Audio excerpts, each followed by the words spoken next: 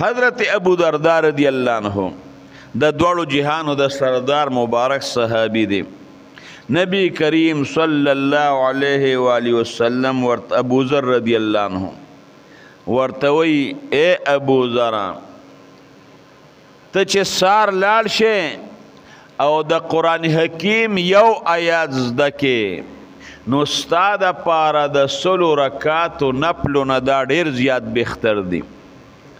سل رکاته نفل چې وکې او په هغې ته کم ثواب میلاویږي نو د قرآن یو آیات چې زده کې د هغې نه پې درته زیات ثواب میلاویږي. سل رکات نفل چې درته کومه پیدا رسوي یو آیات چې زده کې د هغې نه درته زیاته پیدا په هغې باندې رسي. او وی چې د علم یو باب زده کې برابر خبره ده که په دې باندې عمل وکې او که عمل پې ونه کې د زرو رکاتو نفلو نه ستا دپاره ډېر زیات بهتر دی.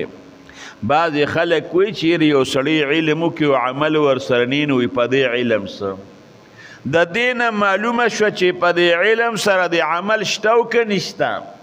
هغه ته وایي چې سار لاړ شي او د علم یو باب زده کې که عمل پی اوشی او که پی اونشی د زرو رکاتو نفلو نه ستا دپاره ډېر زیات بهتر دی.